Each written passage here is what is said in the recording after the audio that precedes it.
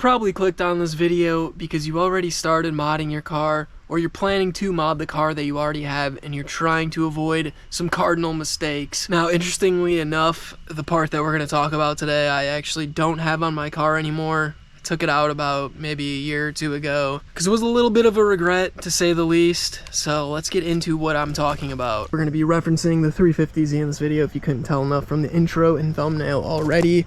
Which obviously, I did not forget this car exists. I do want to drive it very much, but I unfortunately cannot afford to have this car registered and insured, as well as the big money waster 4000 that I have over there in the garage, because that thing is just fucking a slurp job when it comes to your wallet. That's enough of that. This video is about the 350z, but you might see a couple things going on in the interior. What could it be? Well, 6-point harnesses. For some reason at the time, I just thought I needed to have 6-point harnesses in my street car, because when I was like 18 and put these things in, I was not planning on tracking this car or drifting it or anything of that nature. That really didn't start getting into my brain and infecting me till later on. But I thought the seats were necessary. I thought the harnesses were necessary.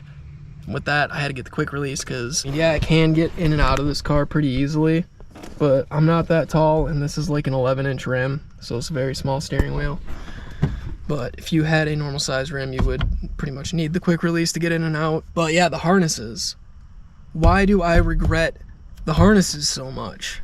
There's actually a couple reasons for this. Surprisingly, I wouldn't say that the safety concerns were the main reason for getting rid of them, although that was a concern. Which, if you don't already know, if you have harnesses in your car on the street, it's not safe at all. You should have a Hans device. You should be wearing a helmet if you have harnesses. Basically, the Hans device connects to the back of your helmet, to the bar or roll cage, whatever you have in the back, holding your harness straps in. And in the event of an accident, you would be held in from basically your whole body, and as well as your head would be not able to go anywhere. If you don't have the Hans device, your head's going forward. Pretty good chance of injury if you have your head snapping forward like that at a high rate of speed. Little side note on the harnesses, there are different kinds of harnesses you can get. You can get 4-point, 5-point, 6-point. If you don't know what you're doing when you put harnesses in your car, you might end up with like a 4-point or something, and these are completely unsafe opposed to like a 5 or 6-point. These ones don't have the crotch belt.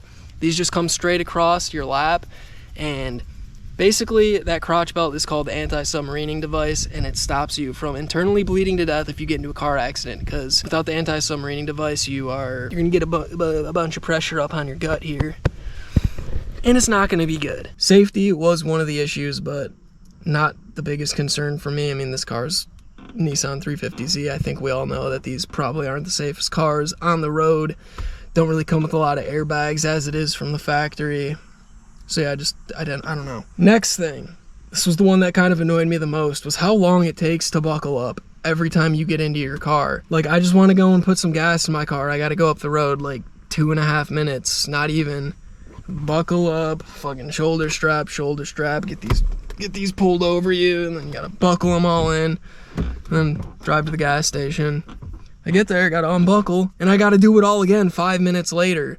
And it gets even worse when you're trying to do car stuff with your friends. They're like, all right, let's go to the next spot. Everyone gets in. Well, their seatbelts probably work, unlike this fucking hemoglobin. There we go. They buckle up, and they fucking start their car and go. And you're over here, you're like, oh, where's my steering wheel? Gotta put the harness on, and they're a mile down the road, and you just got your 6th buckle put in. Really not a smart idea for the street, regardless of just anything I'm saying here.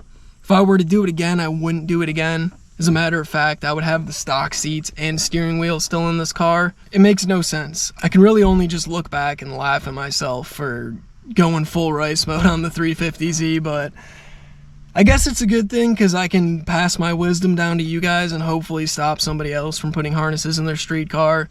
And not even just the harnesses, like I'm saying, I would just avoid the seats and steering wheel. Your car most likely has some sort of seat that can lean forward and back as it is, so like, there's really no point to a fixed back bucket. And on top of that, if you had like heated seats or leather seats like this car came with, I'm really just missing out on extra amenities I could have had.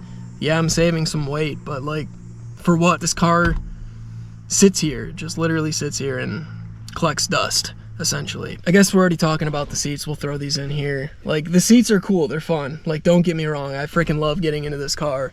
And I'm sitting in a fucking race car seat, but it's creaky. It makes noise.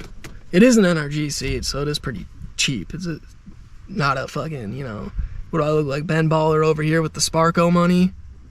For real though, NRG seats, you know, they do what they do. I've had people with like Sparko or Bride seats sit in them, and they say they feel pretty good, but like the build quality, who knows how good the build quality actually is, because pretty sure when I got these a couple of years ago, they were like $200 and maybe $250 a seat. And if you want to get yourself like a real good high quality racing seat, you're looking at like $800 a seat without the brackets. They get pricey. That's why I went with the cheap ones. I guess I'm just changing my whole view of this video as we get further and further into it.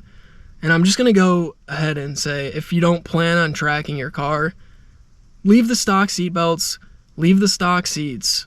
Yeah, you'll get some street cred, but there's really no point to any of it if literally all you do is take your car to Walmart. You can do what you want with your car. I'm just a guy on the internet who's made some what I believe to be mistakes in the past, and just trying to shed some light on some of you guys that are thinking about getting seats or harnesses in your car, and let you know that it's not the safest or smartest idea in terms of really anything unless you're tracking your car. With all this being said, hopefully you guys learned something in today's video. Hopefully you enjoyed. If you did, leave a like down below. Make sure you're subscribing. I do see that a lot of the viewers of my videos are not subscribed already, so make sure that you press that button if you have not already. And check out my other videos, lickety. Feeling like I ain't a boss, feeling like I ain't a baller. I can't complain. Shawty, she been in a lot. Shawty, she lost in the sauce. She on a plane. I just get brain and get guap. I just get brain and get guap. This life is insane. This life is a dream and I like. This shit I like it a lot. I see through the pain. This life is a dream and I like.